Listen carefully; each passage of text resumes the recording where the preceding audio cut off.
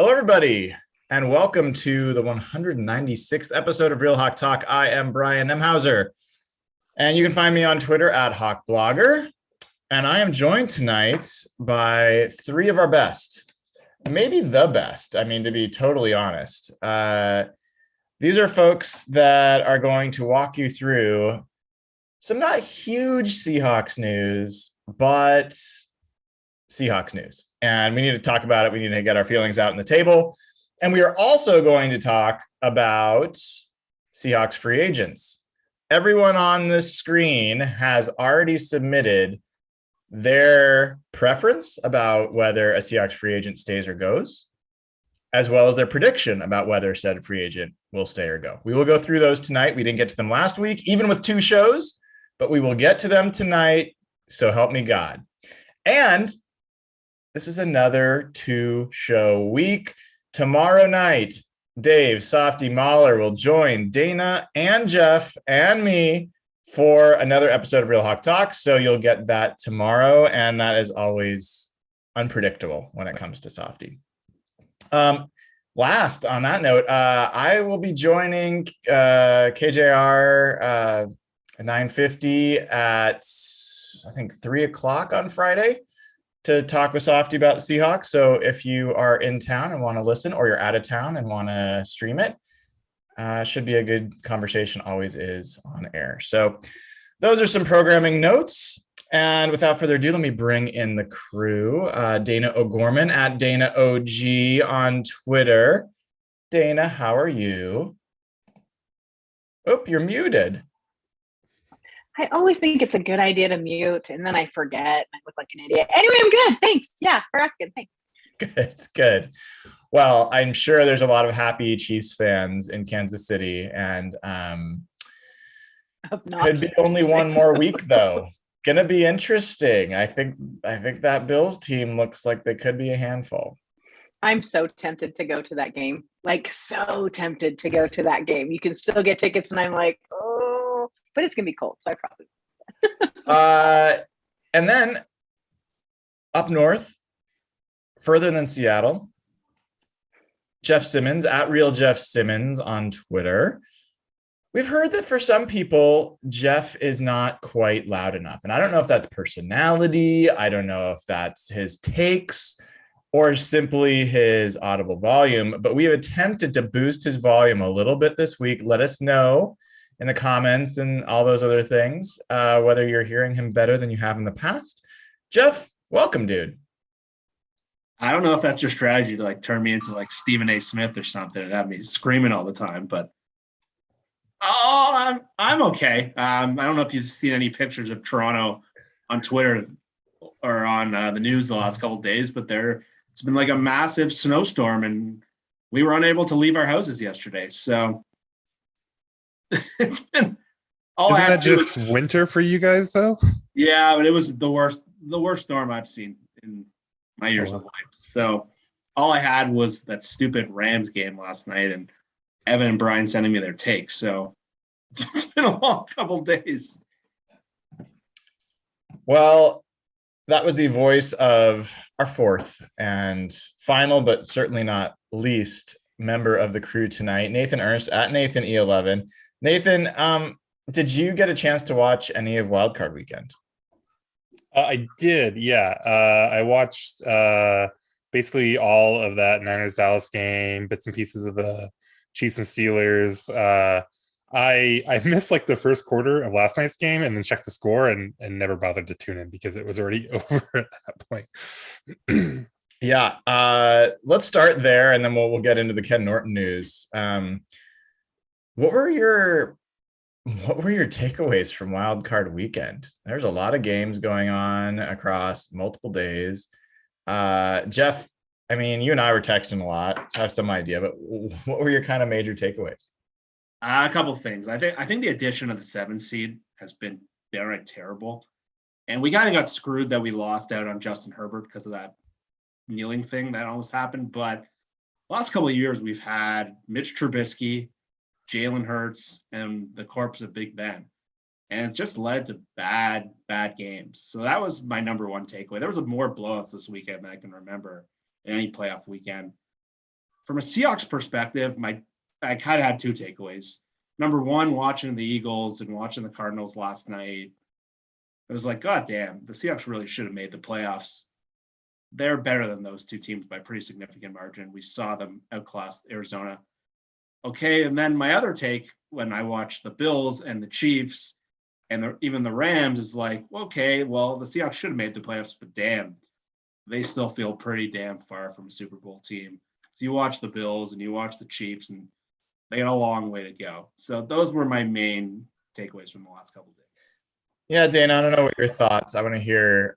I thought the Bills looked far and away the best team that I saw play all weekend. I didn't see as much of the Bucks, so but people are like, "Oh, what about the Chiefs?" I'm like, the Chiefs played like an expansion team. It's hard for me to give the Chiefs a ton of credit for looking good against that Steelers team. I give the Patriots. I think the Patriots are a better team, a much better team than the Steelers, and the Bills just rolled them. I mean, they made them look as bad as the Steelers, and they're not as bad as the Steelers. So I was super impressed by what I saw from the Bills. I mean, they didn't punt to like the fourth quarter or whatever. I don't know. It was crazy. Right. Yeah, this weekend was really interesting, but I think that to Jeff's point, we saw the bad side of that 7th seed, that teams like the Steelers are going to squeeze in there. And I really expected a little bit more from New England. I think that Mac Jones looked a little bit like a rookie. I think he just looked young, and that was kind of interesting. But I think that this upcoming Bills-Chiefs game is going to be just fantastic because it's just going to be so explosive, hopefully. But we have to remember that the Rams looked amazing against the Cardinals. Like, with questions how good the Cardinals really were, losing 4 of their last 5. And are the Rams that good? Are they going to look that good against Brady? Probably not. But then the line, I mean, there's just so many this year. There's a lot of kind of interesting little storylines popping up. And I think it makes it a little more fun. I had a great conversation on Twitter last night after I got done tweeting the game for Our Turf. And I just said discussion because so that people wouldn't fight, because you guys know how Twitter is. And I just said, do you think the Rams or the Niners can beat the Bucks or the Packers? And the conversation underneath of it was really fantastic. There were no homers really in it, but everyone gave both teams a chance to upset those big teams. So it could be fun next weekend. Yeah, I think that's absolutely true. They're good enough to beat any of the teams in the playoffs.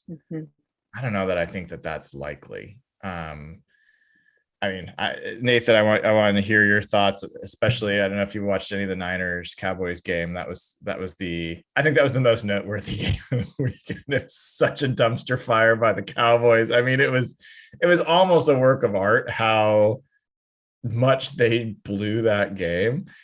But I don't know. I feel like whoever wins the Chiefs Bills game is going to win the Super Bowl. That's my takeaway so far.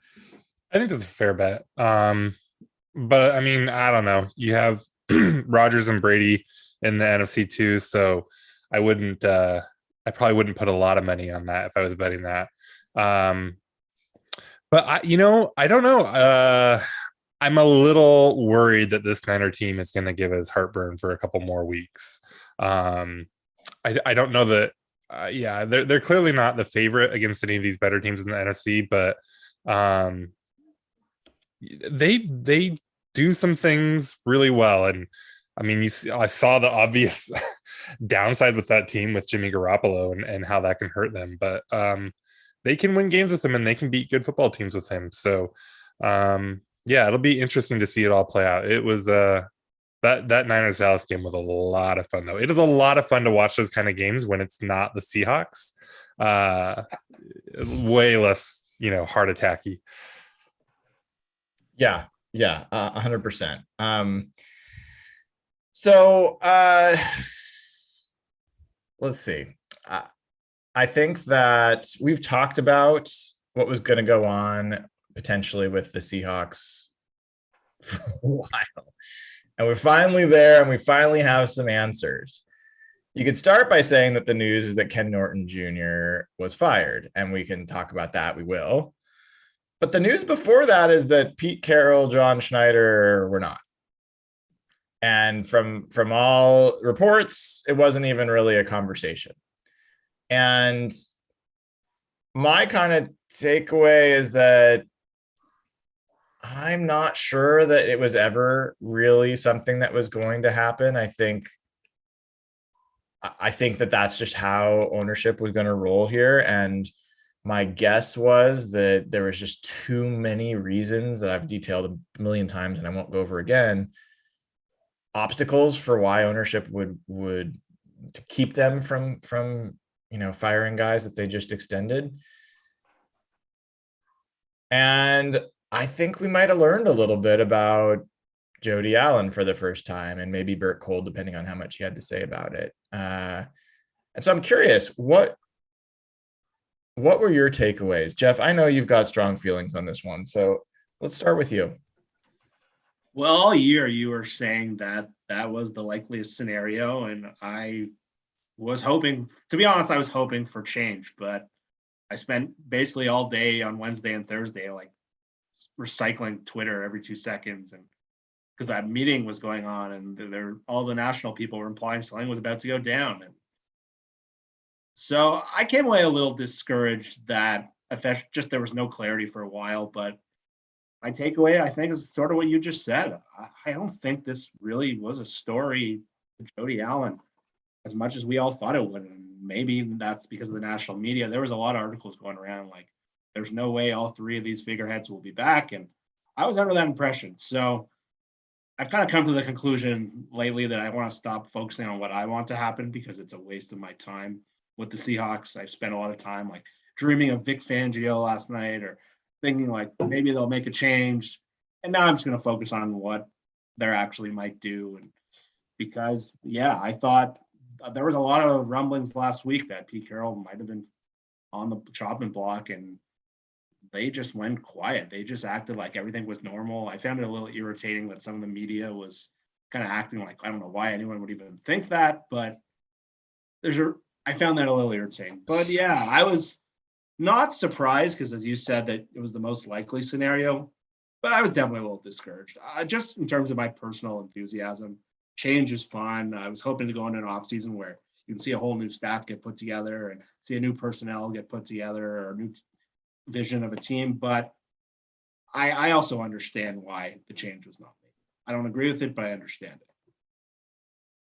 Yeah. I don't know if I want to say anything about the flexing that went on Twitter. It was pretty cringy, or cringe, as the kids say. Dayna, when you got that confirmation that Pete and John were coming back, what was your visceral reaction? Like, when you knew that was the direction, how did you feel? Not surprised at all. I think that with the way the end of the season played out, and again, we were hearing from the media, oh, this could change, this could happen, blah, blah, blah. But you just didn't feel it. Pete wasn't acting like a guy on the ropes. I mean, seriously, right? Like he was like, I'm good. And granted, Pete Carroll, we know, lies. God love him, but he does. But you just didn't get a feel that there was going to be a huge shakeup. And so when they came out and said, oh, yeah, no, they're staying, I'm like, of course they are. Yeah. And then we are now getting all these reports about Russ, and we'll end up talking about Russ at nauseum throughout the rest of this off season. But it's like, I just get the same thing. It's like, I'm kind of with Jeff. It's like, well, let's just wait and see what's put in front of us. But I wasn't surprised in the least. And actually, I was perfectly okay with it. I'm not completely ready to dump everyone after one really bad season. And I know that will start a huge argument, and there's variations in there. And I understand people have different, definitions of success. But if you just look at the basic football of it, they won the division last year and had an injured quarterback this year. I just didn't see big change coming. Nathan, you had talked about your points of view had kind of like gone up and down, and where you kind of landed, but there was one of the three that you'd kind of decided you wanted to go, and that was John Schneider. Yep. How did you feel when you heard the news that he and Pete were staying? I mean, yeah, not surprised. I didn't think it was as like a lock they were all coming back, but that did seem like the most likely scenario.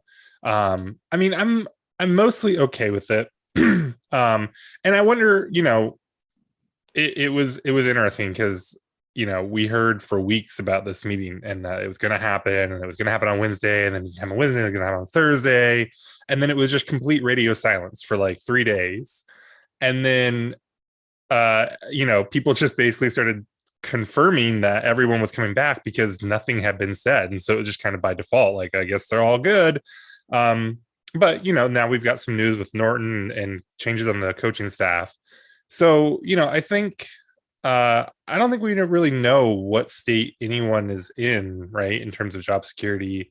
I don't. There may have been serious thoughts about moving on from Pete. Maybe Pete was planning to make this change all along. Maybe it came down from ownership. Who knows? But it's all kind of a black box right now, and so. And we have more Russ rumors coming, like Dayna was saying. So I don't know that we're really getting a lot of closure on all of this outside of, we know it's all coming back for another year. And there were just too many reasons for that to make sense. The extensions, they have historically been a successful team. You have 1 year with an easy excuse for why it was unsuccessful.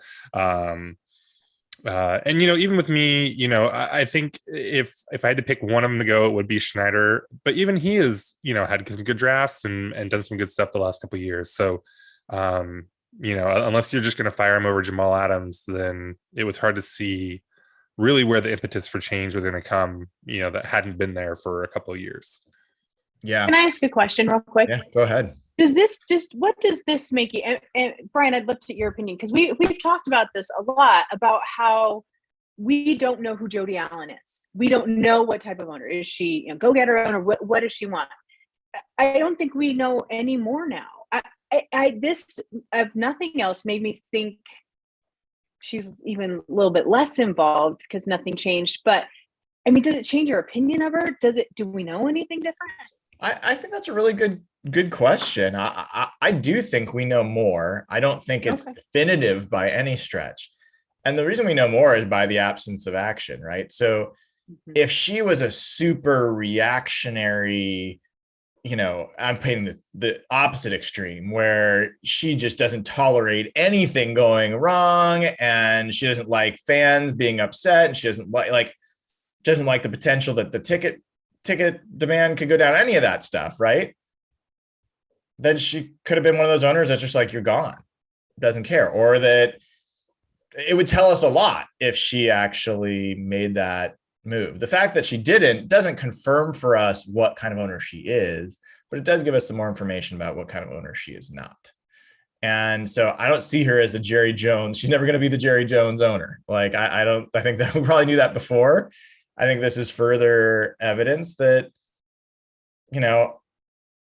my personal expectation, until she does something different, is that she is more of a steward and a passive owner than someone who's so invested in what's going on that she is going to be actively managing this thing. And so I think it's going to take the team really like going downhill to the point of fans and the business suffering as a result.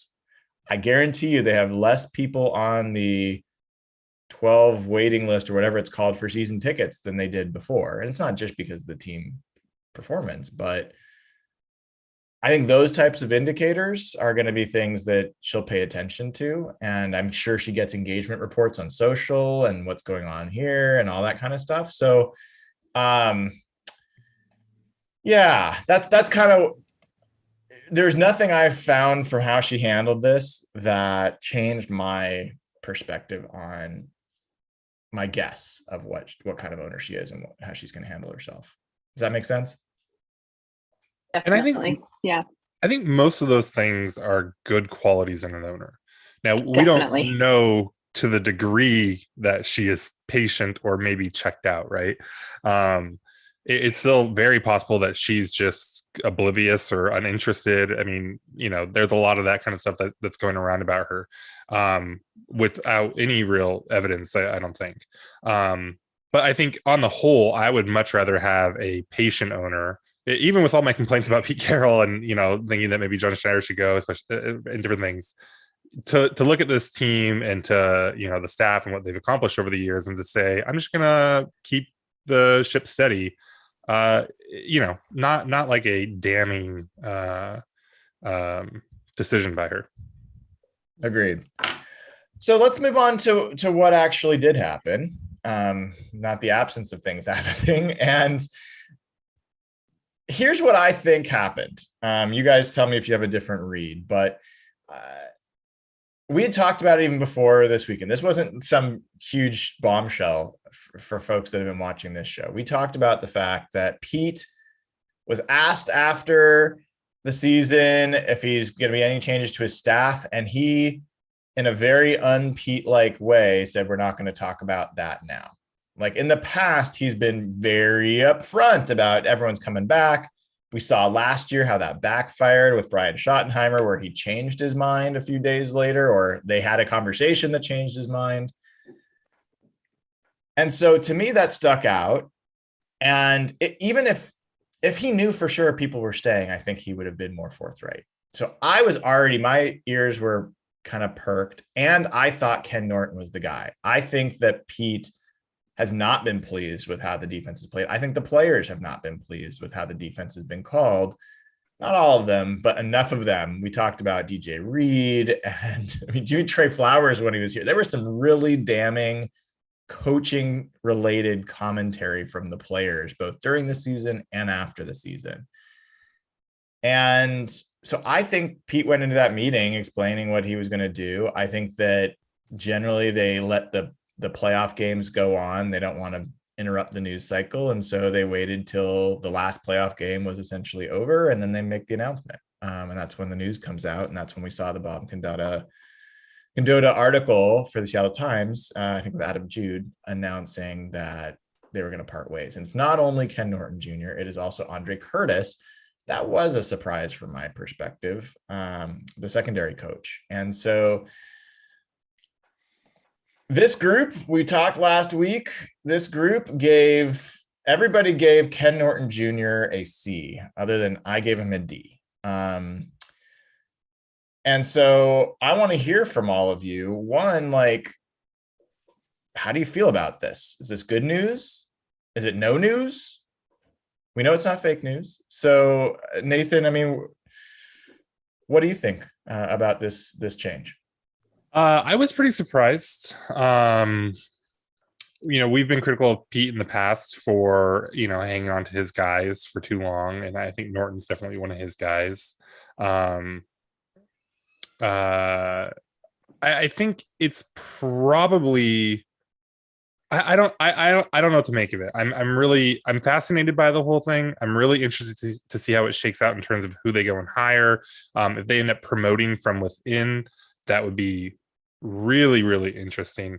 So yeah, I mean, I was pretty surprised, although not shocked. And yeah, I don't have a ton definitively to say on it, but I'm super interested to see where it all goes. Jeff, how about you? I was not surprised. I kind of had the same read as you, Brian. I think I said to the group that I thought it was like almost 0% that Shane Waldron got fired. So I could go on about that. But for Norton, I just thought there was a lot of telling quotes from the players, and there were a lot of good things we did. I think we covered some of them. I think Nathan talked about some of the schematic changes he made last week. There's a lot of people on Twitter who really thought he made some innovative changes on defense. But I just thought the consistent pattern of slow starts coming out of training camp and some of the commentary from the players and hearing Jamal Adams and Dunlap openly talk about them not being used properly or maybe being upset with their usage. I was not surprised. Again, this is where I'm kind of conflicted in terms of what I want to happen versus what I think will happen, and kind of trying to figure out the balance there. If it was me and I was doing this search, my goal, I'd be hoping that they did what Sean McVay did a couple of years ago, where Sean McVay did not go with someone he knew. He went and tried to find the best possible candidate around the league. And what he did is that he said, which defense gives me the most trouble? And it was Vic Fangio's. So he took one of Vic Fangio's guys, Brandon Staley, who has been who was a 1-year guy, who was so successful at his job, he got instantly promoted to head coach of the Chargers. I think it's not going to be that way. I think Pete's going to go more on the familiarity side. Makes me a little nervous, to be honest. But I think the names that are coming out are pretty telling. I don't know how great I'd feel about an internal candidate or some of the names being mentioned. But again, this is not about how I feel. It's about what I think the team's going to do. So I think some of the names that you're hearing sort of make sense. And I think I understand Pete's line of thinking on it. But I was not surprised. I'm hoping they can bring in an exciting young hire, but I don't say I'm expecting it. Dayna, Ken Norton Jr. was brought on in 2018, I believe, as the DC, the defensive coordinator for the Seahawks. The Seahawks DVOA ranking on defense, I'm going to give you a couple years. So in 2017, it was 13. Okay. 2018, it went up to 17. 2019, 21. 2020, it was 16. 2021, it was 21 again. So how much of that do you lay at the feet of Ken Norton Jr.? Well, one of the narratives that we keep hearing and is that, it's just Pete's defense. Pete does it. It's not Ken Norton Jr. just, is a vessel for which, Pete's wisdom goes through and the defense. And I don't know that I really buy that. And the reason I don't know that we can lay the defensive blame at Pete's feet is because of what has happened over the last couple of years when they have these slow starts. Pete has to go in and fix it. And it's like, so he goes in and he helps. We know that he goes in and he starts to take over. So I think he gave Ken Norton Jr. a lot of leeway and said, this is your defense until it wasn't working. And then he has to sweep it and fix it. So I lay a lot of that at the feet of Ken Norton. Now, also we have to look at talent levels. You have to look at depth. You have to look at injuries. You have to look at all that other stuff too. But I just really feel like people aren't giving Ken Norton Jr. enough credit for the issues that the defense had over the last few years. They automatically just go to blame Pete, and that's just Pete bias. But I do think that he deserves the credit for some of the issues that they've gone through. Now, yes, Pete's a defensive coach. He likes certain schemes. We all know that. We get that. But Norton was the DC. So he is ultimately then responsible for that up until Pete has to go in and fix it. Nathan, this is such a tough one because on one hand, you can say, well, yeah, Ken Norton was doing the bad things and Pete was coming in to save him to do the good things. But that happened last year, not this last really season, but the know. season. I mean, I think we know. I think we don't know. I think there's a lot that we don't know. I think it's hard to separate and know for sure where Pete stepped in and where Pete maybe steered things wrong and Ken Norton was following orders. Like, I've always thought Ken Norton was hired to be a yes man for Pete. I don't think Ken Norton has much of his own perspective on what the defense should do. I do think he was responsible for calling the game. And I do think that he does not have a real identity as a defensive coordinator and maybe never will. So I was never high on Ken Norton as a DC, but it's really hard for me to say this is where Ken Norton is responsible separate from Pete. I mean, Nathan, do you have there's people out there who don't want to say he's responsible for any of it. And that's illogical. Say that Ken Norton's not responsible for any of it? Right, yeah. That is I'm saying there's people out there who's like, oh, it's not Ken. Ken doesn't do anything. It's just Pete. It's like, that's not the case either. It's weird to think that Pete is just like completely hands off for the first 6 weeks and Norton runs it all into the ground. And then Pete comes in and saves the day. Like, that would be a very odd approach for him to take, I think.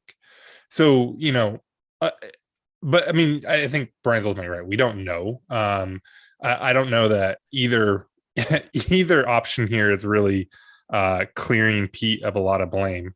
But this is what's this is what's so hard to make of the whole thing is that, and this is why I think that you have to wait until to see who they hire. Because they could go that route that Jeff is talking about, and they could go find somebody new that Pete doesn't really know, and that bring something different, right? And that would be really encouraging. I think that would say a lot about Pete and his willingness to adapt, and about what he thought of Norton and some of those things. If they end up though just promoting Clint Hurt, what a weird thing that would be, because now you're looking at two guys, right? Pete Carroll, who is a defensive guy, whatever we think about when he stepped in and what his role is there, and then Hurt, who is also on the staff and should be involved in this. He's assistant head coach. So like these two would not be, clear of the issues that this team has had, or either that or they just like let bad things happen because Norton's the DC, and like so there's all these weird things to kind of untie with a bunch of different scenarios, right? So it's super interesting, and I just don't know that I don't think we'll have a really good perspective on it until we actually see what direction they go with the next hire. Today it's just like, yeah, obviously there were issues with the defense. They were, terrible in certain, yardage stats, and they started horribly. But then there's the flip side where there's points per drives. And so we can rehash that big old argument, but I don't think we'll really understand a lot about where Pete's coming from on this until we see which direction they go. I also wouldn't rule out that this is something that came down from ownership. I don't know that that's likely, but it's certainly possible. And it could explain why Pete was unwilling to be definitive about who's coming back, because maybe he didn't know what he was going to be asked to do. So yeah, it's a big mystery, I think, right now still. Yeah. So Jeff, talking about what we want to see happen from here and what we think will happen. I know some of your dreams have been dashed, so you retreated to what you think is going to happen. But let's play this logically out. So what we know, at least what's been reported, Ken Norton's gone, Andre Curtis is gone, secondary coach, defensive coordinator, and the initial report of coordinators, candidates they were talking about were Ed Donatel, who is a Vic Fangio guy. He was DC for Denver for the last couple of years, who's had a very good defense. Some people might think of Ed Donatel as the Ken Norton Jr. to Vic Fangio that Ken Norton was to Pete. Like, it's Vic Fangio's defense, so to speak. We also heard about Clint Hurt, who's an internal candidate. And we also heard that part of what Pete wants, and part of the reason for separating from Ken Norton, and this is also part of why I don't think it came from ownership, is the Seahawks did change their defensive approach. They do want to play more too high. It limited explosive plays this year, but they didn't get enough pass rush. And so that does point to wanting to bring somebody in that has that awareness and that expertise, more so than somebody who's maybe in-house, unless they weren't able to say anything and they had no power before. That seems very un-Pete Carroll-like. So my sense is that they are going to look externally, and they are going to look for someone who has more experience in that style of defense to add to their expertise. The other names that have come out as recently as today are guys like Gus Bradley, because the Raiders fired their coach, and he might be available. Obviously, he was DC here before, well-loved secondary guy. And then Marquand Manuel was mentioned. Terrell Austin in Pittsburgh was mentioned. These are all coming from a Bob Condotta article from today. So that's kind of where, to me, it would make sense. I could follow the logic of what they're doing. If they were just to hire within, I don't understand how that tracks. So a couple things. Clint Hurt is one of the most respected position coaches in the league. And Miami has been trying to hire him as defensive coordinator. So there's been some thinking, I think, among Seahawks fans that maybe this is a way to prevent him from leaving. Hurd has not been a defensive coordinator at this level. He's been only a position coach. So there would be a lot of questions about whether he can do the job. He's never called defenses. We saw what happened with Shane Waldron adjusting in his first year as a play caller, and there was a pretty big learning curve. Hurt, it'd be a little odd for a pass rush group that hasn't been very successful to promote the head of that to be the defensive coordinator. But at the same time, there's a lot of questions on the personnel side. And if you heard on Mike Duger's podcast last year, he sounded a little pissed off about the way the pass rushing group has been handled. He was pissed off that Jaron Reed was let go. He was pissed off that Clowney wasn't signed. He was pissed off that Jacob Martin got traded after developing him. So I don't know if it's fair to blame him for like that group, but I think him being mentioned, what Brian said, the Adam Jude report came out and that pass rushing was the issue. Seeing the D-line coach being mentioned as a possible candidate sort of makes sense. That wants to be the basis of their defense. Donatel, as you mentioned, has been with Fangio not only in Denver, he's been with him since 2011, dating back to 3 stops. So he was his DB coach in San Francisco when he was with Harbaugh. Then when he went to Chicago, Donatel was the DB coach in Chicago. And oddly enough, Donatel and Hurt coached together on Vic Fangio's Bears staff. So there's also rumblings there might be a Cove situation where Donatel is like the veteran mind. He's been a defensive coordinator and they can sort of groom Hurt. I don't think Gus Bradley makes any sense at all. Gus Bradley, even going back to this season with the Raiders, was still just running cover 3. They were being picked apart by a lot of teams because they weren't adjusting schematically. And there's a report today that he's almost going fully away from cover 3 and how he wants to build the defense. So I think that would almost be discouraging despite him being pretty successful here before. And then again, all we're hearing is guys, and Donatel, he coached with Pete Carroll and the Jets in the early 90s and even dating back to like Pacific University. So a lot of the names we're hearing are just old-time Pete guys, Pete loyal guys. So I don't know if they're just still looking at externally, but that's sort of what Pete's probably going through right now. And all the ties have been people that Pete's either worked with or have been tied to past schemes. Do we know anybody else that would fit the logic of, has that background in Vic Fangio's style of defense? Are there any great D line coaches that any of you are aware of that jump out as? I mean, Dayna, you talked about in Buffalo, their defensive line coach. Eric Washington. Yeah. He was a defensive coordinator for the Panthers prior, and then he went up to Buffalo. And I love the way that defense is put together. So he has the experience of being a DC, but then has that depth at the line coach. So I think that's a name I would be excited to hear. Everyone talks about Dayball, but I'm like, I want to talk about that defense. So I like that idea. The other name that got put out there that I don't know that it fits style or anything. I didn't pay enough attention to the Saints, but the Saints, their secondary and defensive pass coach is Joe Witt Jr. And he's very highly thought of. I don't know enough about their scheme, to be quite honest with you, because I just didn't want to watch a lot of Saints games. But it wouldn't surprise me if Seattle decided to go with an unknown. They did it with offensive coordinator. I mean, remember, that shocked the crap out of us. Like, none of us expected that. Right. And so I don't know that it would be such a big stretch to have a young guy come in. Do you know what I mean? Yeah. I mean, that just wouldn't really surprise me so much. Well, I think it's really hard for us to identify defensive coordinator candidates because unless they've been there before, they can't make lateral moves. So it's either a failed head coach or a position coach who's going to do it for their first time. So I don't see how we can know. It's such a different job than being a position coach. You see it with Ken Norton. So it's really hard for us to identify who an up-and-coming guy would be. Yeah, none of the guys that we just talked about or that Dayna just talked about have direct ties with Vic Fangio anyways. I mean, he has kind of a tree now, so who knows what the influences are.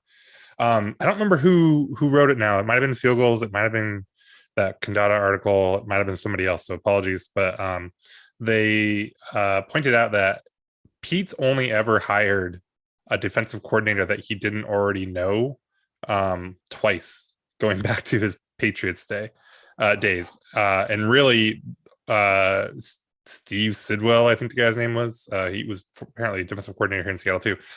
Really, maybe he's the only guy that really counts because he inherited Gus Bradley. He decided to keep Bradley and on the recommendation of Kiffin, Papa Kiffin. So, I think he does get some credit for that. But yeah, so it does seem very, very likely that he will go, and grab somebody that he's already familiar with. And Marco Manuel's a guy that has kind of gone out, spread his wings. He started here, he's young. So that could still be an exciting or at least interesting hire. But yeah, I don't think that, he's going to go. I don't think we're going to see a real splashy, interesting, out of the, blue kind of Brandon Staley type hire. That would be surprising.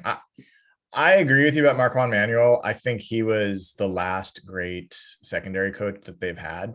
I think Chris Richard was not as good, to be totally honest. I think Marco Manuel actually was able to teach the step technique, I think, pretty well. And a lot of the DBs credited him for that. And I think he showed the ability to take some of that expertise to other places he's gone and has produced some decent DBs where he's gone. So I like Marco Manuel. I wish he had stayed healthy in the Super Bowl. Other than that, I like Marco Manuel. But yeah, I mean, I would be most excited for a name that we've never heard, to be honest.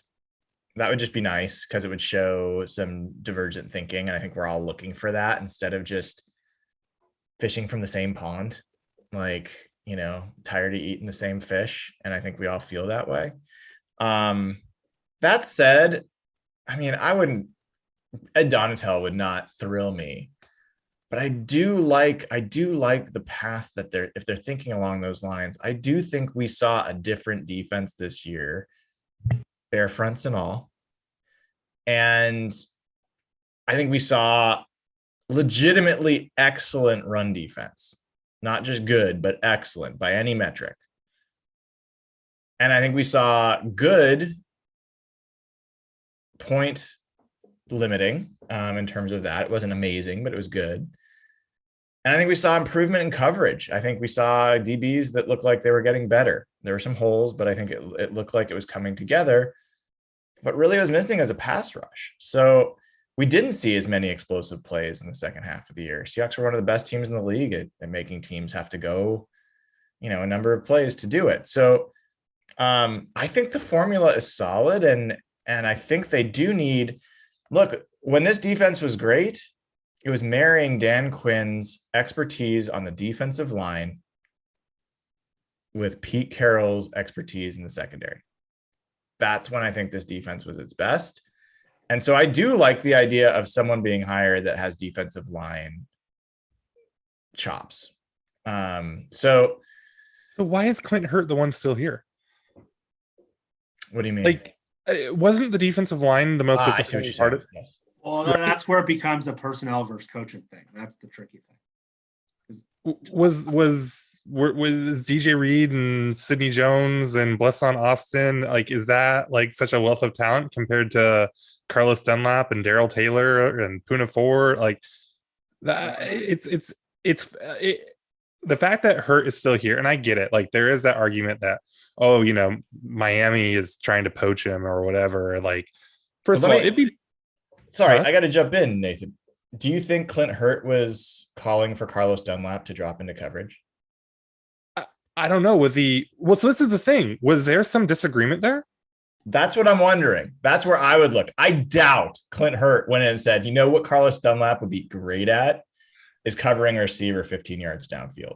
But you're saying but if the concepts are good and you're looking for somebody to just call it better, are you still going to be in that situation? And was were Pete and Clint looking at it and being like, this is fucking stupid. Why are we dropping Vincent Mayowa into coverage? But they're just but Kenny's calling it, so we're just gonna keep doing it all year long. There's probably a lot of gossiping going on in those Seahawks offices. I honestly, if they promote Hurt, that is there is 30 for 30 material there probably to what that drama was, because That would just be a really fascinating thing. I Not don't only think, if they do that, but then if it actually gets better, right. Well, then if it it's actually like, gets better, then I then guess it that is- really looks bad for Ken Norton Jr. Yeah, and if you want to learn about her was on Mike Dugar's podcast.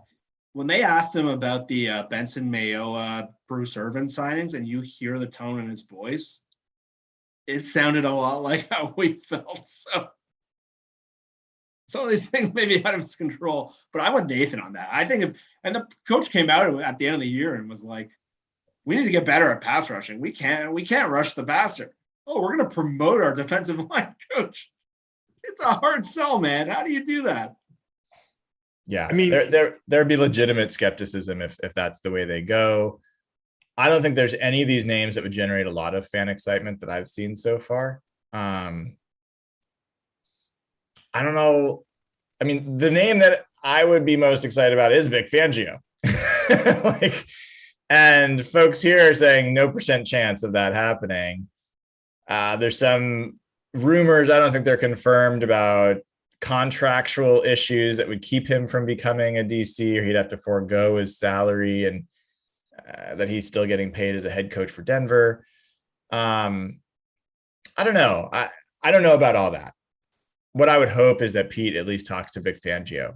That's what I hope. If nothing else, that they have the conversation either for Vic to join or for Vic to say, this is someone you should really give a chance to. This person's going to be excellent. Like, that's what I hope happens. And I don't think that's totally unlikely to happen unless Vic and Pete have some sort of history I don't know about where they don't like each other. Stanford USC. Yeah. Yeah. Yeah. I will just say, I mean, like, Doug, Sherm, guys that played in Stanford, they raved about Vic Fangio, how smart he was, and how amazing of a defense coordinator he was. So, well, the Denver defense wasn't their problem this year. The Denver defense was fantastic. So, yeah. All right. So anything more that you guys want to talk about? Well, I guess we could just quickly say, I mean, does anyone have a feeling of time frame for how long is it reasonable to expect this to take to find that new coach, Jeff? I don't think so. I think there's 8 openings in the NFL right now, and none of them have even teams seem to be a little more patient this year, which is a good sign. And they're not rushing. There was no hiring the first week. We're almost midway through the next week. So I think the Seahawks could just sit back and see how these staffs shake out and see if anyone falls through the cracks that they weren't expecting, or someone puts together a staff that someone might come available. I think it could be anywhere from 1 to 2 weeks. I don't think there's any rush on their end to get this job done. Well, I'm going to look up real quick unless somebody knows this off the top. So the Seahawks hired Shane Waldron January 27th last year. Brian Schottenheimer Didn't fired. I feel like it took forever though? Weren't they one of the last ones to fill that? Brian Schottenheimer was fired January 12th. So that's like a couple of weeks. Yeah. Yeah. And it was before the Super Bowl. But that was a little true. They had to get Russell on board. There was a lot of dynamics there. So I mean, it seems that it's reasonable that within, by the end of the month, they might have that name. Yeah, that's what I figure, 2 weeks.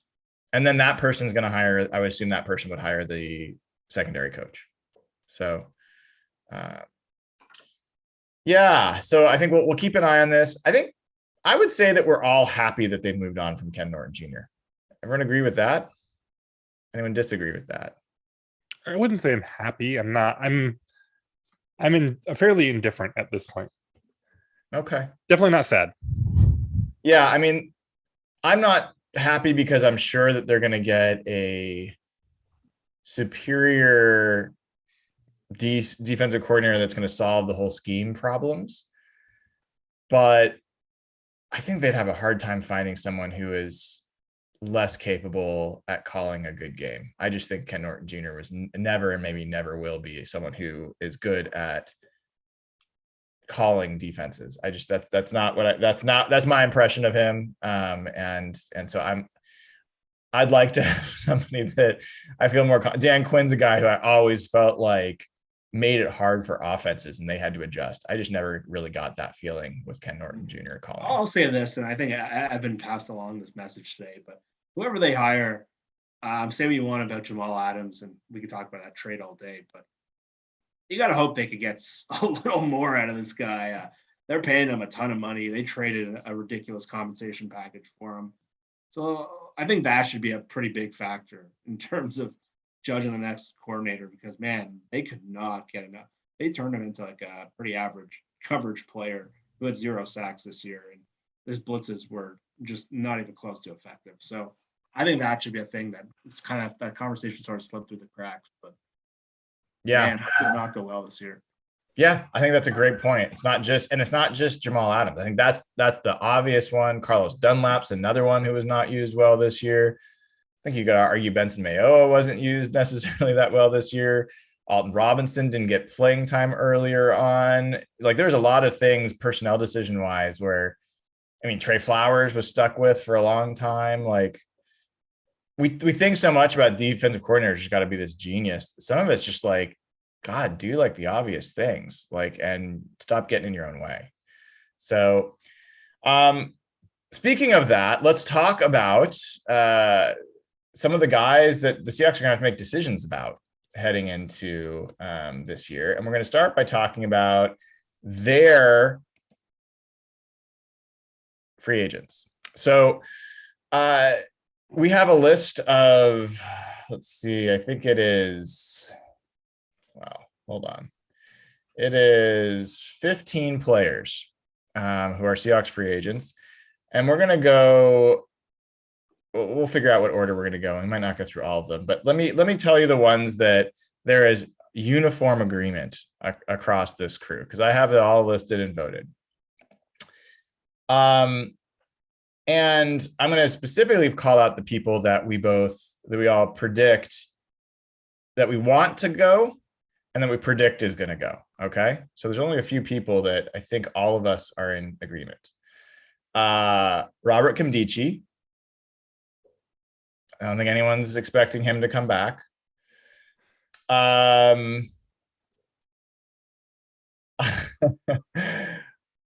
think that's it.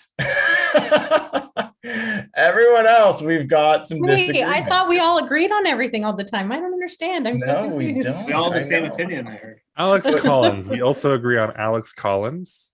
Yes, Alex Collins. No, that's not true. Dayna thinks we should sign Alex Collins. She thinks he's going to leave. Oh, I wasn't looking at Dayna's. My bad. Evan didn't fill his out. And actually, I didn't look at yours either, Brian. I was just looking at the important people, me and Jeff and Derek. All right, I'm gonna hide those. I'm proud to be part of that crew. Yeah, we're gonna like, you know, we'll get Derek. Brandon Shell. We all agree on Brandon Shell. Do we? Yes. Okay, Brandon Shell. There you go. Thank you, Nathan. I was trying to eyeball this really quickly. You can see how much prep we do for the show. Oh, actually filled out this spreadsheet is really a big deal. So Brandon Shell, maybe is a surprise to some folks. Every single one of us believes that they should let him go and that they will let him go. You know, I'll just speak quickly about this because I don't think we have to belabor. If you guys feel like you want to add more, feel free. But Jake Curhan played capably at right tackle. Brandon Shell is going to cost some money. You've got openings at left tackle and at center. If you're going to have to spend money, I think we all feel like that's where you should direct the money. And you've also got Stone Forsythe on the bench. Maybe he could be given a shot to go at right tackle. And maybe there's cheaper right tackles you could figure out to compete with Jake Curhan. So Brandon Shell is not, I mean, he's a fine starter. I don't think he was a bad player for the Seahawks, but I don't think any of us feel like he's the guy you have to spend money to keep. So I think that's where we all were on that. We all think Rasheem Green is leaving too and should leave, or, you know, yeah. Yes. Well, let's talk about that. Thanks for the help, Nathan. So I teased this on Twitter. I think that signing Rasheem Green would be the biggest mistake the Seahawks could make this offseason. I've been back and forth on this, and Rasheem Green's not been bad. He's only 24. He has developed. He had 6.5 sacks this year. He can play edge, interior. He has some pass rush capabilities he's shown. He could be still improving. The reason I feel that way is because I don't think Rasheem Green's shown anything to indicate that he can be even a Pro Bowl level player. I think that he can be an above average starter, which is good. But at 24 years old, coming off a 6.5 sack season, that was his best season, I think he's going to command a decent salary that I would much rather, having looked now at the free agents and who's available, I would much rather them spend less money for less years on a proven veteran who's, older, has less years left, but more likely to be a reliable pass rusher than Rasheem Green. And to me is very much like the Shaquille Griffin situation of last year, where it would not surprise me if the Seahawks try to sign Rasheem Green. And I think we have to hope that someone's going to offer him enough money that they decide not to match. Because if they had signed Shaquille Griffin for the money that they paid him, I think that would have been a debilitating move for the Seahawks defense overall. So I think Rasheem Green, for me, is fallen pretty close to that category. And Jeff, I'm kind of curious, we've all were agreement there, but how do you feel about Rasheem Green? I think it's kind of surprising we all agreed because he is talented and he is growing. I think it summarizes more the state of the Seahawks roster outlook than Rasheem Green himself. Seahawks right now have a lot of uncertainty in their roster. You mentioned both tackles are free agents. They have their best player on defense, a free safety, is a free agent. We'll get over the tight ends, both tight ends. They have a lot of players to sign. So they're not in a mature enough roster point. I don't mean mature from an age standpoint or from like an actual maturity standpoint. I just mean they're just not in a position to sign almost a role player to a large salary. And Green in this market, I think, is going to do really well. He's young. He's emerging. His analytics were really good this year. He's a guy who can get like $8 to $9 million, I think, in this market where the cap's about to shoot up. Teams like Jacksonville or other teams who need money could pay Rasheem Green a lot of money. And we kind of had this debate with Quinton Jefferson, and the Seahawks didn't have as many people to sign back then, but you got to sign a left tackle, a center, a free safety, tight ends, running back maybe. We'll cover all the names on this list. To put significant resources into a rotational lineman, to me, just doesn't make sense. Nathan, anything you want to add about Rasheem Green before we start going down the list of other interesting topics? I know that I was kind of surprised for where you were on this because you've been a big Rasheem Green supporter. Yeah, I mean, it's just a price thing. I think he will get paid too much, and so he'll end up going. If you can get him on the Quinton Jefferson deal, I would jump at that, which was like $4.5 million or something like that, I think. So something like that would be awesome, but I think he's going to go quite a bit higher than that and not really make sense for them. Got it. Awesome. All right, so let's start at the top, and we're going basically in descending cap hit order for folks following along. I know everyone else is doing the same thing. Dayna, the first person on this list is Dwayne Brown. Mm-hmm. And you have him predicted you want him to be signed and you predict he's going to be signed. And I'm actually changing my vote because I've done more research. So I'm doing that real time. Because that's Nathan, you want him to be signed. Jeff, you want him to be signed. Derek wants him to be signed. I am currently the only person that wants him to be let go. Does anyone else want to change their vote? Okay. Dayna, tell me why you want them to re-sign Dwayne Brown. So Dwayne Brown just said this week that he wants to play for one more year and he wants to play in Seattle. I think that this season, the way he played this season, that they should sign him for his last season. I think that he played well enough and for the amount of money that it sounds like he might, I don't know that I don't think that they'll have to spend a ton to keep him for one more season. And I think that he played pretty well this year. So there seems to be a why not to that to me. Jeff, Nathan, anything you guys want to add about where you are on the Dwayne Brown side? Take that as a no. Quickly, I think Russell Wilson will be back. I think they'll want that left tackle. I think I know where you're going to go with this, Brian. I I can see that. I already know you're going to say I can predict it, but I think again the cost it won't be too super prohibitive. His body started to show some signs. I don't think it'll cost too much, and I think bring back the left tackle at that position group where there's been a lot of concerns. I think that makes a lot of sense because I do think Russell will be back next year.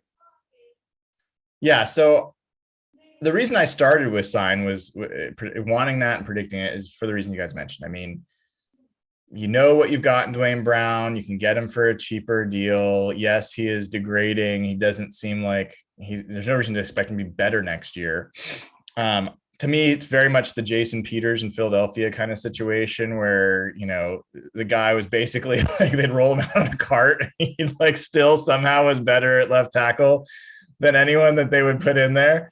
But then it gets to the point where he's just not. And I don't think Dwayne Brown would be a worst case scenario. I think you can have a decent line with Dwayne Brown as your left tackle still at the level he is. But what changed my mind was looking at the free agents at left tackle, and there's a few different options, whether it's Teron Armstead, Orlando Brown. I think there's a few guys that are younger and good that are intriguing to me, and I would much rather them look at investing in a left tackle that can be around for the next 3 years and not have to worry about that position and grow with that player than hope that because we don't know that Dwayne Brown will make it through another season. That's the thing. Like, we could talk about his level of play, but his injury situation is precarious. And so I would like them to look at those types of players in free agency. But my expectation is that they're going to sign Dwayne Brown. That's my guess. But after I looked at some of the names, I don't think Orlando Brown's going to cost a ton. Maybe I'm wrong. He's younger. He's never been great, but he's been good. I think there's some other guys that are just worth taking a look at. So that's kind of where I'm at on left tackle. So we have a little bit of different point of view there. We almost all agreed on Quandre Diggs, who's next. Everyone was like, we should sign him. Everyone thinks we should sign him. But Jeff, you're predicting he's going to leave. Why? I think he played too well and might have priced himself out. I can see this just being one of those Seahawks offseason where everyone's just left saying, how the hell did this happen? And he's just what they paid Jamal and what he might get. And he's got an agent who seems to win every negotiation he's in. And I worry that he just might get too much money and the Seahawks might just get caught in the middle of that, considering what they paid Jamal. I don't know if they can afford to put, say, $33 million on their cap towards the safety position. So this is nothing towards I would personally love, as you said, I want him to be signed. I think that he might have played too well where he gets an offer that they just can't match. Well, that'll be the thing to watch. I mean, I think we all agree that it would be wise to bring him back. There are a ton of safeties in the market, like good safeties in the market. So I recommend people taking a look at the PFF top 100 free agent list. I found it interesting. It's one perspective, but even just looking at that, I saw safety after safety after safety. And so I wonder if Quandre will, especially with his injury, if he'll get the contract he deserves. Next, DJ Reed. Everybody agrees that he should be signed. So we all want him back. Nathan, though, you in this case predict that he's going to go. I can guess why, but why don't you offer your opinion? Yeah, so I think with Diggs, I think there's a chance that he prices himself out, but I don't think Pete's going to let him go. He's the only guy who's reliably turned the ball over on defense, and Pete lets him walk, I'd be shocked. So I think they'll make a really strong offer on Diggs. With Reed, the corner market's just crazy. I mean, I think we talked about this a couple of weeks ago where, I can't really put much space between him and Shaquille in terms of, quality and ability, like the play, right? And Quill got a big contract. So I think with the disparity of cornerbacks in the NFL right now, I think Reed's just going to be too expensive. And, this is a team that feels pretty comfortable going out and finding guys, mid to late rounds or kind of off the scrap heap and piecing it together. So I'm suspicious that they just won't be able to meet on the contract deals. Yeah, Shaquille Griffin this year, for people curious, had 0 interceptions, all those ball skills, always looking back for the ball, and 7 passes defensed. DJ Reed, as we know, had at least 2 interceptions. And then I can't look it up real quick, but I know he had way more than 7 passes defensed. But to your point, Nathan, in that PFF article, they predicted, we have been hoping maybe 7 or 8 million. And you were like, I think you might get 10. They were predicting 9 million a year for DJ Reed. And I think I'd pay that. I wouldn't think twice about it. Rasheem Green, we already talked about. The next on the list, Gerald Everett.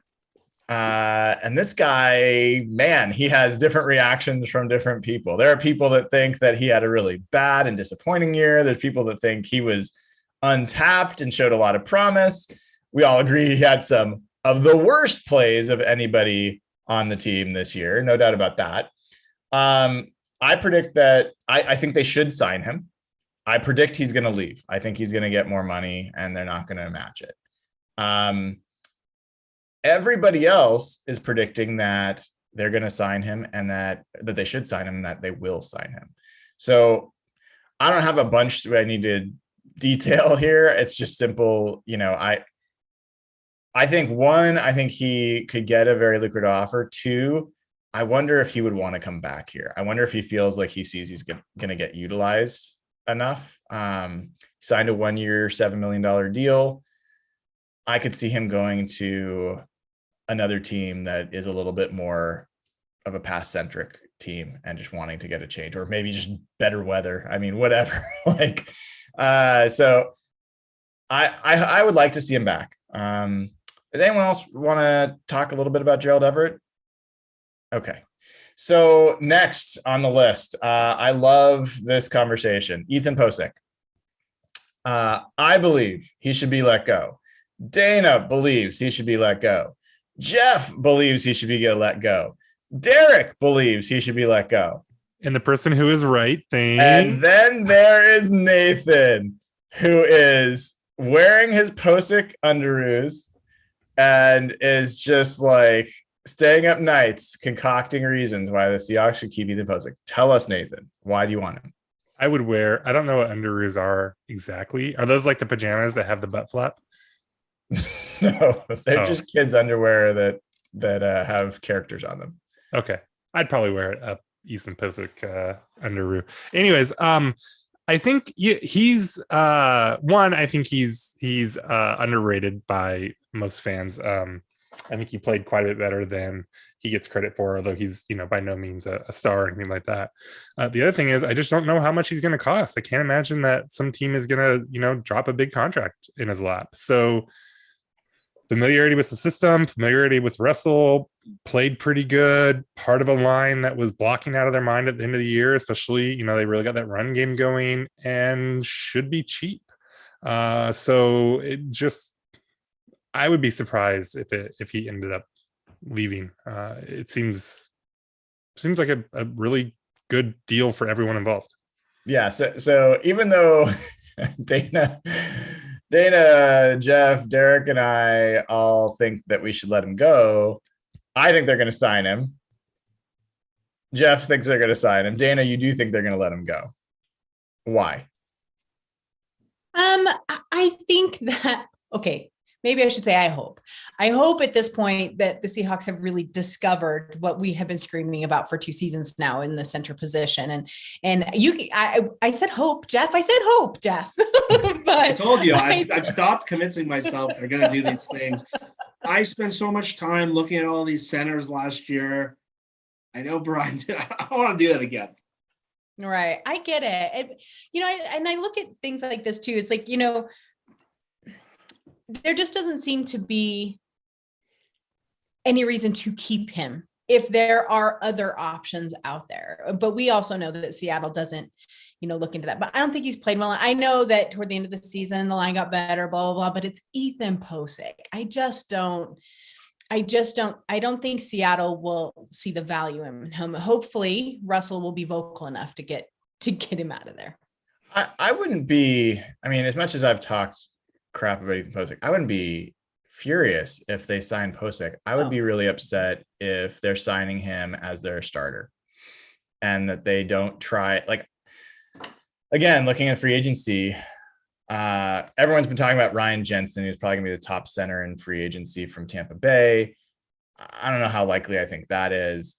I think Brian Allen is a really interesting option for the Rams. Waldron has familiarity with him. He's one of the best centers, or at least has been one of the best centers, knows the offense. So like, I think that's an interesting option. Anytime you can steal from a division rival is good. I think Ben Jones is a guy that Evan brought up that has played well for Tennessee and has been a good pass protector and run blocker. And so you're going to have at least three. I think there's probably more quality free agent centers. I would like to see them go after one of those guys. And I don't know, centers don't command huge salaries. Like they just don't. So I think that they can go and get a left tackle that can be a good left tackle for them and get a new center. And I would feel significantly better about this offensive line. I know Jeff has given up all hope of anything. I'm just not going through this again. I am going through it again. And Corey Linsley was like a number one rated center, and then we had. But he's the number one center. He's so expensive. I don't think. I know, but we went through David Andrews, and we all got our hopes up. But we've seen just time; they don't value the position. I think Nathan's right. I don't want to put myself through this and get all excited about these left tackles and centers, and hopefully I'm wrong. Prove me wrong.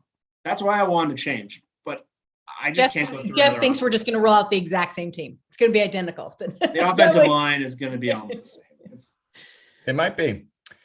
Next on the list is Sidney Jones, and let's see. Every one of us thinks that they should sign him. Myself and Dayna believe that he's either going to, the Seahawks are going to let him walk or he's just going to leave. My perspective is they're going to make DJ Reed a priority. And I think they're going to bet too much on Trey Brown's recovery personally. And they're going to say, we're not going to spend top dollar on Sidney Jones. They might also look at what they got from Bless Austin and, Mike Jackson and, John Reed and just convince themselves that they don't need to spend significant dollars on two starting corners. And I think a 25-year-old Sidney Jones could actually command almost the same deal that DJ Reed's going to get. Like Sidney Jones was a second-round pick. He's been injuries are the only thing that's really held him up. Somebody could see him as, their starting corner. So that's kind of where I see him potentially getting let go. Nathan or Jeff, you both have, well, I guess Nathan, you have them signing him. So you think they're going to sign him, but not DJ Reed. Say why. I think the league will be a little cooler on Jones. I could see Reed being seen as almost, not like a top tier, but like that next set of free agents. Whereas I think there will still be concerns about Jones and his injury history and everything he's gone through there. And so, and I think that Jones may want to come back and, another 1 year. I could see Jones doing a 1 year deal, right? He's probably not going to be looking for a long-term deal like Reed probably is. So again, just kind of a sweet spot thing where he comes back for 1 year, maybe $6 or $7 million, and everyone's happy. And, you send him on his way next year if he has another good season. Yeah. And that's my line of thinking. Essentially, it is the price. I think Jones has gone through waivers twice now. And he hasn't been claimed, I don't think, either time. Last year, the Jaguars signed Shaq Griffin. They had CJ Henderson, who was a top 10 pick the year before. The whole league knew he was available, and he went for a 6th-round pick. So we've seen multiple instances where this guy was available for free, and no one had bidders on him. So I don't suspect that there's going to be a lot of bidding on him. We've seen it multiple times. So I don't think like a stretch of 5-6 games where he played well, it's going to change that perspective. I hope you're right. I mean, I hope you're right. And God, speaking of things not changing, I could see him being cheap and the Seahawks still deciding not to bring him back, like for the reasons I mentioned. And that would even be worse, right? Like he goes for $5 million a year and becomes like the same legitimate starter he's been for this year for the Seahawks. if the Seahawks signed Sidney Jones and DJ Reed, I think they'd be in really good shape at corner. Like not Sherm and Browner and Walt Thurmond and that shape, but I think that they'd be in solid shape. I would feel really good about that position. And it's been a Very disaster different from last year. Yeah. Very different from where we were at last year. Yeah, I think that we would, and then having, Trey to come back too, there would actually be a little bit of depth there. And hopefully that's the way the team will see it. Yeah, agreed. Oh, God, that would be nice. We already talked about Brandon Shell. Oh, sorry, go on. Oh, I was just gonna say, Kevin King last year signed a 1 year, basically $5 million deal. There's void years and so it's whatever. But I mean, I don't know that I see Jones really going for a ton more than that. I hope you guys are right. That would be cool. I hope you're right, and I hope he signs here. Brandon Shell, we already talked about. Will Dissly, Uncle Will, UW products. I think that they should sign him. Dayna thinks they should sign him. Nathan thinks they should sign him. Jeff, tell our University of Washington audience why Will Dissly sucks and you don't want them to sign him. I don't think he sucks. I think the injuries have taken a toll on him, and I just don't think he's the kind of guy that makes sense to bring back on a second contract. And I really like Will Dissly. He's been a really fun player. It was an awesome draft pick, but he just hasn't looked that impactful the last couple of years. And unless you can get him back for like dirt cheap, again, I don't think they're in a position to be paying these role players raises. So maybe I'm wrong. I know they have to sign one of the two tight ends, but I think it'll be Everett and not Dissly. Well, where I, you and I are somewhat similar is, even though I want them to sign him, I have a feeling they're going to let him go. And I kind of go back and forth. I know that they love Will Dissly, and he fits perfectly with what they want to do. I just wonder, they've got Colby Parkinson. Do they go a different direction in adding another tight end? And there's some choices to be made there, even if it's in the draft. So it wouldn't surprise me if they bring him back. I think I'd be happy to have him back. And I think that part of I thought he looked fine this year. I just think that Gerald Everett took he played the Y tight end, whatever it is that gets the targets. So I just don't think we know that he was suddenly less capable of running those routes. But I just don't know that a Will Dissly, Colby Parkinson pairing is great. I don't know. Although Pete singled out Colby Parkinson as a guy that could have a huge breakout, be a star next year. Yeah, what'd you say, Jeff? I just said, oh boy, but I think that's why Will won't be signed. I think you start seeing some more targets going Colby's way. I think they're going to replace Dissly with Colby. Yeah. I just think he's going to be too cheap, and I do think that they love him. I went around a little bit on this one, but like I'm looking through, like, okay, some of these guys are a little older, so not apples to apples, but like Levine Toilolo, he's 31. He signed for a 1 year, $1.6 million deal. Tyler Croft signed like a $2 million per year deal. Max Williams, basically the same thing. Hayden Hurst is 29. He signed a 2 year, basically $2 million a year deal. Like, I think that Dissly's market will be somewhere around there. And if nothing else, I think he still is a above average blocker, if not even better than that. And so I think it fits too well with what they want. They probably love him, and he should be cheap. Yeah, that makes sense. The other thing you have to keep in mind about Will too is that Russ loves him. And I think that, if they're going to, try to keep Russ there, which I still think Russ will be there next year, we have to remember that his input there, I think, will be somewhat important in that. And I mean, they're always together in the off season. I was going to ask you, like, what does the Bears quarterback's opinion have to do with? Oh no, it's the Broncos, because he slipped and almost said Broncos on that Manning cast. So now the Broncos fans are like, oh, he's coming to Denver. So yeah, this depends. Depends on the day. Al Woods. I think they should sign him, and Dayna thinks they should sign him. Jeff thinks they should sign him. Nathan thinks they should let him go. What the fuck, dude? We do this every year. They find some What? Whoa, what? You're no Huh? fun. I said you're no fun. Well, that was. He just promoted this. Why not? It's just like, they bring in, what is the dude's, Booger McDaniels or whatever. They bring in Al Woods. They bring in, I don't even remember, Ataba Rubin.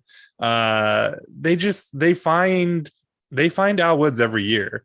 And if they find Al Woods in Al Woods, that's cool. I'm good with that. I don't really care. But my guess is they probably let him go, and maybe he gets a little bit of money because he played well this year, and they find the next Al Woods. Okay. All right. Yeah. He was great this year. So I wouldn't be shocked if what you said happens. I do think there are other Al Woods out there. I just man, he was a hand and glove fit this year, so it would be nice. Same way like Tony McDaniel back in the day was like not the guy that anybody talked about in the LOB defense, but it's a great part of that defense. Played a really important role. Alex Collins, we talked about. Rashad Penny.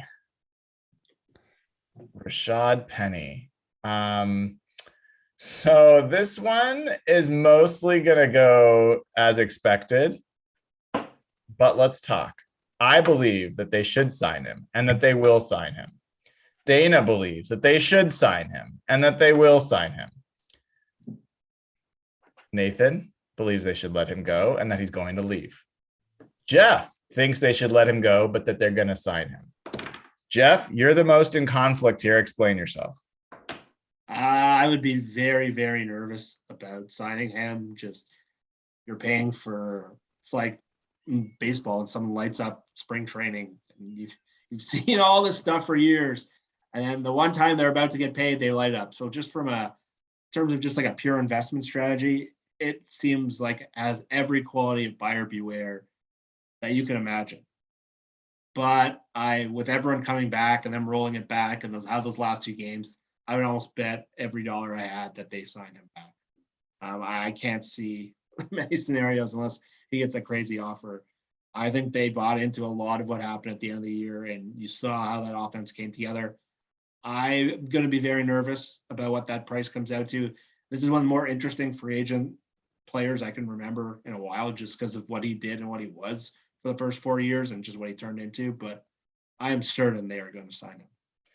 Yeah, Nathan, I give you shit, but I was strongly against signing Rashad Penny like weeks ago. And it is easy to say and totally fair to say, God, you cannot change your mind about the logic of signing an multiple injured running back to a second contract who's only performed in 5 consecutive games once in his career.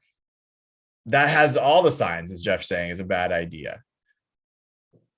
I think his performance was so extraordinary, and this is where I think you and I maybe see things differently, that it just makes sense to take the flyer. Now, there's a limit to that, how much I would pay, but I think let me know. I mean, I'm just guessing. I want to know, I think your perspective is a lot of that was the offensive line, and you can find other guys that can do most of what Rashad Penny did. His perspective is he hates running backs and doesn't want to give them a damn time. That's his whole perspective.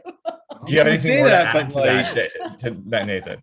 You can go and look, and the dude's running through holes that are 4 Rashad Pennies wide sometimes. So, I mean, yeah, he's doing his job. Yeah, great. There's lots of people that can do that job.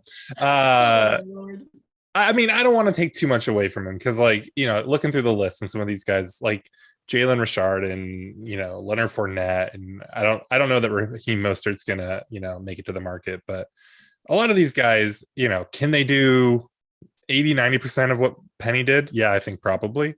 But you are losing something there, right? Some of these guys like Sony Michel, I don't think you can just plug in and he'll do the exact same thing Penny did. So it really just comes down to price. I would take Mostert over Penny, I think pretty easily. But again, I don't know what his price is going to be. So if they bring him back on a reasonable deal, great. clearly it fit, and he was able to he maximized what he was given. Like, you can't argue with that part, right? So I won't be sad about that at all. But if they're going to drop, I'm looking here, Melvin Gordon's a free agent, and he got paid $8 million on his last deal. That would be not so great. Yeah. I think we're on agreement. Maybe not, Dayna. I mean, would you give Rashad Penny starter money, $8 million a year? No, I wouldn't. And I don't think anyone else would either, to be quite honest with you. I think that if Seattle's smart, well, first of all, it cracked me up though, because you could tell at the end of the year, they almost felt like they were vindicated. Like, see, we told you he could actually play football. I mean, they were pushing the narrative so much, right? But I think that, and good for him. I was glad, like I've said this before, I was thrilled for him that he could actually show what he could do, and he didn't become the butt of the joke. So I think that's wonderful. I would think that they shouldn't pay him starter money, and maybe even give him a smaller deal. I hate to say prove it, but that he can actually stay healthy for a whole season. And if he can obviously he's not going to repeat what he did just at the end there, but even if he has a good solid season and manages to stay completely available for the whole season, then maybe they, extend him or do whatever. But no, starter money, no, I don't think that many people would think that was smart. Okay. That's the last interesting player. I will go through the other two just to. Can I throw out some running back scenarios to you guys? Yeah, please. Well, first of all, I guess, what are you guys willing to pay Rashad Penny? Rasheem Penny? Like a year or total or guaranteed? Yeah, let's just say, give me like a year and just like an average per year. I know it's always like there's funny money in terms of what it all works out to in first year and stuff, but 3 to 4 million. I'd say 4. 4 over like a couple of years or 1 year at least. Jeff, that's where you're at too? I'd say like 2 years, 10 million is fine. Yeah. So JD McKissick is 29, so he's older. He made $1.6 million last year. Would you rather have Penny at however many years, 4 or 5 million, or JD McKissick at 2 million? Penny. Fascinating. Would you rather have where did it go? Marlon Mack at 2 million? Really? You'd pay double to have yeah, way off. I would in a heartbeat. I would prefer to save $1 million or $2 million or $3 million and get Marlon Mack or JD McKissick. Or has Marlon Mack had any single game where his EPA was higher than Aaron Rodgers? Okay. Has he had 3 games? Has he had 4 games? I don't know how many running backs period have that. That's the point. I mean, that's what I'm saying. His performance was so extreme. Do you really think that's just him? Like, do you really think it's just him? But I think that what would have been 10, 15-yard plays were 30, 40, 60-yard plays. And I think you pay for that. That's a huge, huge difference. And there's not many running backs in the history of the franchise that have done what he's done. So that is different. And they've been way better offensive lines than what we ran out there for that last 5 games. That's Pete loves those explosive plays. I mean, that's his deal. Just to play devil's advocate, what you guys are saying, do you guys watch I don't know if you saw the Bucks game this week. They put all their money in their offensive line. We've seen what Leonard Fournette did. Leonard Fournette, Ronald Jones were out. They had a guy, Keyshawn Vaughn, who was like a 5th round pick, probably making the league minimum, and he looked fine. Their offense ran perfectly fine. So I think that's building the case of what Nathan's saying. Like Jerick McKinnon started for the Chiefs this weekend, and he had, I think, 170 yards. He's probably making the league minimum. So I kind of get where Nathan's coming from. Yeah, I mean, I think Jerick McKinnon is an interesting one because, I mean, look, they're like, Penny is fast, and that counts for something. And he's also a big dude, and he gives guys in the secondary problems that Marlon Mack maybe doesn't, right? But like, yeah, like Jerick McKinnon, who couldn't see the football field for years, right? He shows up. Hurt. Yeah. He gets hurt. Which, Penny's dealt with his fair share of that too. He gets behind a good line and he's fast, and and he got 170 yards, right? I mean, it's not that simple, but I think I think people are way overestimating the amount that Penny's adding on top. I think you can't knock him again. Like I said, he's maximizing his opportunities, and he does have a skill set that fits it well. But I don't think it's necessarily that unique. Do you? We don't have to go down a rabbit hole in this, but do you discount the running backs yard over expected metric?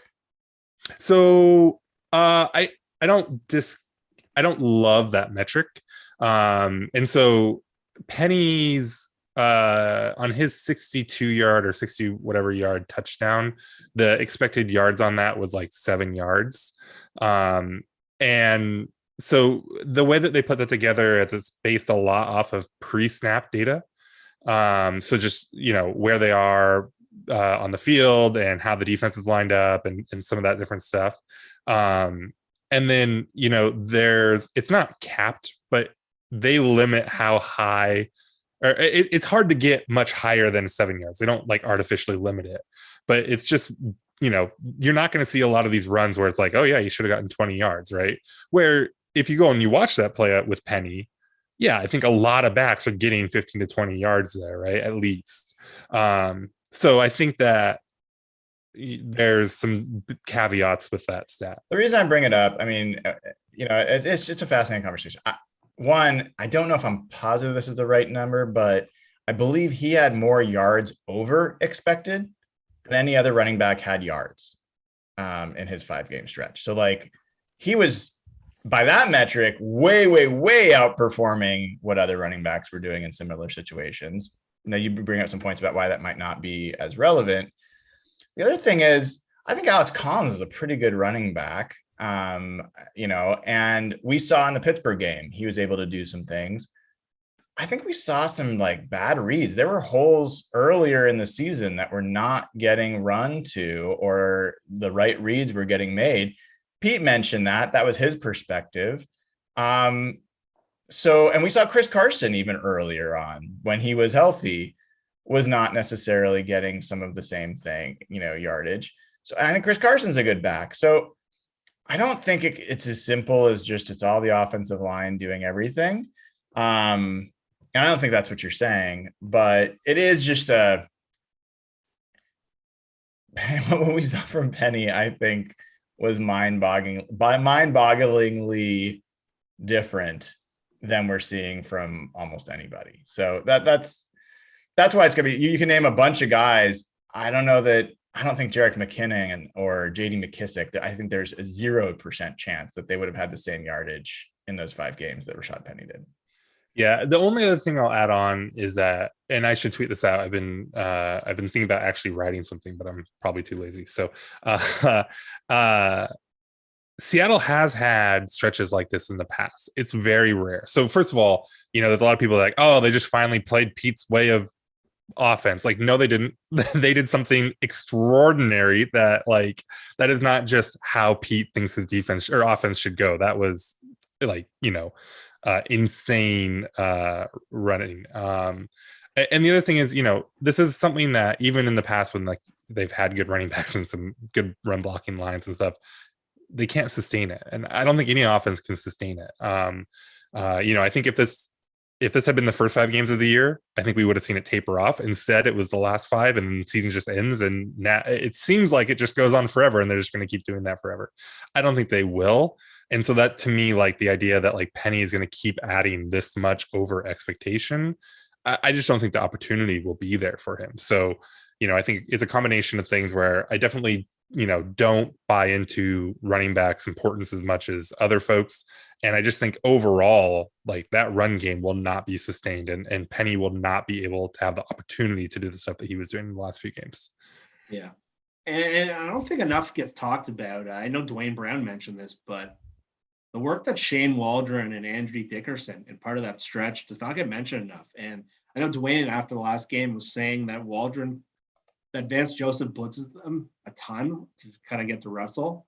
And Waldron had a lot of calls, which, as Nathan said, were just opening up gaping holes. And I don't think that gets – yeah, I use that term. So I think the offense started clicking and coming together, and we've seen what's happened even with the Rams in the second half of the year. They've moved – I think Matt Stafford threw 17 passes yesterday. I think a lot of that might have been scheme. And I think it's easy to discount what Waldron did, but I think you saw the offense and what it looks like with the creative running game. And we saw Penny hit on all cylinders in that offense, but I think that's a good sign for next year. Wasn't there, I hope I'm not divulging state secrets, but wasn't there a rumor that Dickinson was the real prize of the Waldron hire? That Well, has his anyone hair else was heard? amazing. Oh He had yeah, dreads at the end of the year. Did anyone notice that? Oh yeah, I mean, It was ridiculous.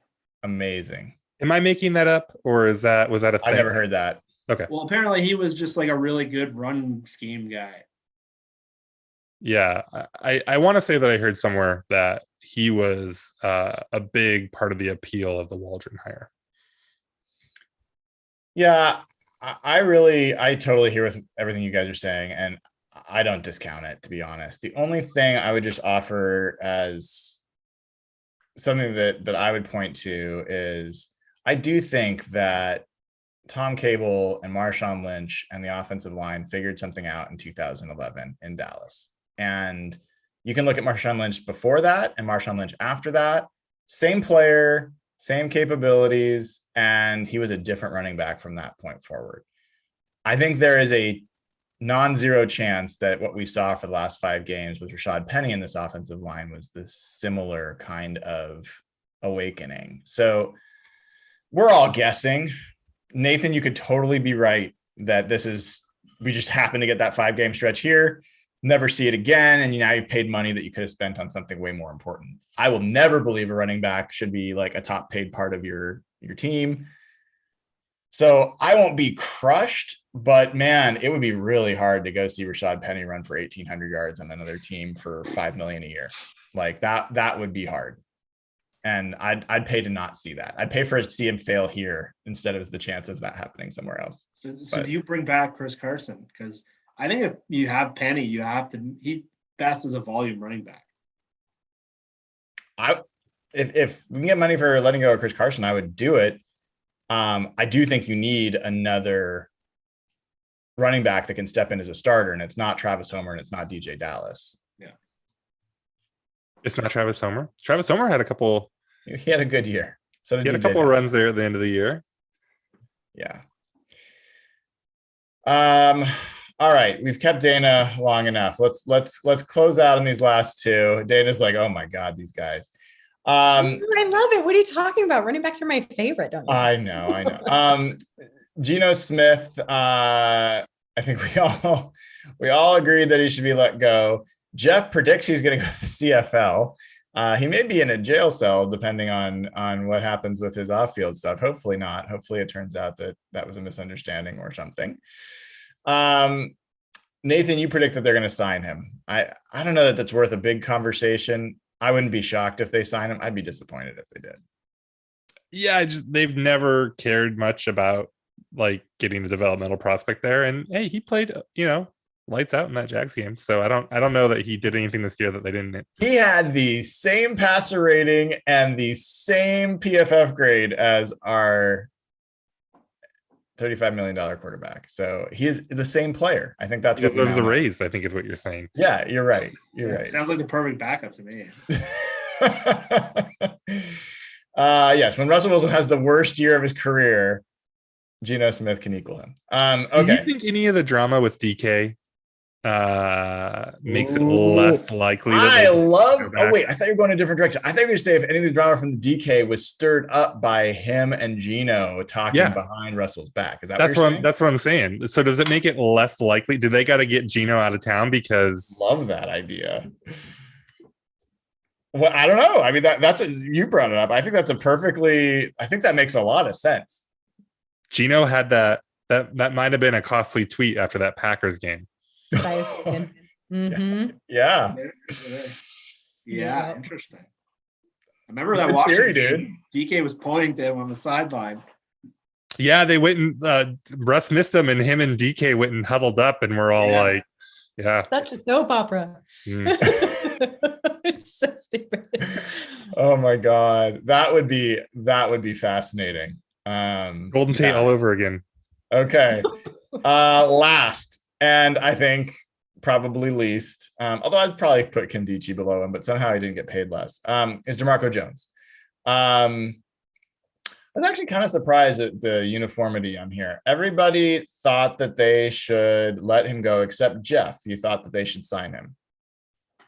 Yeah, I think he's a valuable backup lineman. I think he can play multiple tackle spots. He can play guard, and I don't think he'll cost very much. Brian, I'm stunned that he's like your favorite. He's like your pet project other than Phil Haynes. Have you turned on DeMarco Jones? What has happened here? DeMarco Jones is fine. I wouldn't lose any sleep one way or another. I feel like he's blocked from getting anywhere on this team. He's not going to be their starting left tackle. I think we know that. I think that he's not going to be their starting right tackle. I think we know that. I think he's a fine swing tackle backup. But I just want them to put money into left tackle and center. And so I think you just summed up why I don't think he's going to get paid. I don't think he's going to be anyone's left or right tackle. I think he's a backup lineman who will cost nothing to bring back. So I would like to pay him to have a valuable backup lineman. Yeah. Yeah. And that's really what the entire conversation from Dwayne Brown down comes down to. It all comes down to how much money they think. Seattle is in very good shape cap wise. We have to keep that in mind. And so they have a little money to play with, but obviously we want to make sure they put that money into the right spots. But if they want to pay DeMarco Jones to come be a backup and he'll take it, hell yeah, keep him. Why the hell not? Okay. We have come All to I the can end think of of now is that friendship over with DeMarco Jones. Now Haynes is my best friend meme. He does love the Phil Brian Haynes. turned on DeMarco Jones. Wow. I have not turned. I just, we've come to that point. It's not going to happen. So you got to let go. Phil Haynes, man. Phil Haynes 2022. Let's see it happen. Start him at left guard over Damian Lewis. Center, baby. All right. We have gone through tons of news, all the free agents. We have more to talk about next week about future other free agents not on the team, top choices. I don't know if we're going to have Jeff on that show because he's just going to be there like sad face. Like, we're not going to sign any of these guys. I don't want No, I'm not doing this for the fourth year in a row where we end up with Benson Mayo after I spent hours. Yeah, don't have me on. Let me take a week off. Yeah, we might give you a week off, dude. But tomorrow, be there for Softy and myself and Jeff and Dayna. And Jeff's going to be super enthusiastic about that conversation. I can guarantee it. It's going to be a whole new day. And if you haven't already, click subscribe. Give the show a like.